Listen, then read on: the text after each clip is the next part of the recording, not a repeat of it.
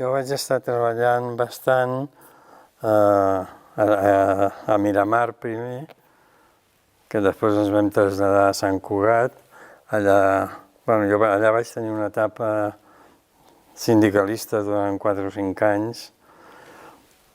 Vaig ser el president del comitè d'empresa de Ràdio i Televisió de Catalunya i combinava el treball sindical amb rodatges i després amb rodatges fora de la tele, rodatges clandestins, i després feia bastant els informatius, coses pels telediaris, fins que en un moment determinat em vaig traslladar a Madrid i allà vaig treballar també una mica amb tot el que es feia. Vaig fer alguna importada, vaig fer programes especials, vaig fer informe setmanal, telediaris, etc. Recordo especialment el que vam fer amb el subcomandante Marcos a Mèxic, a la selva de Chiapas. Estàvem en un poblat que es diu La Realitat.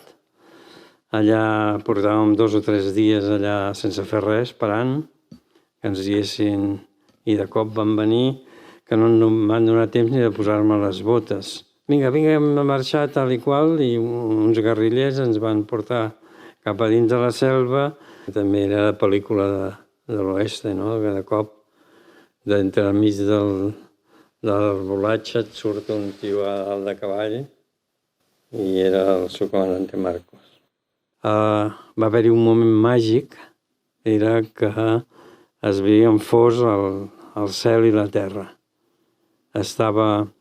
Un cel era amb l'última llum del dia, estava tot estrellat, i després el terra estava ple de cuques de llum.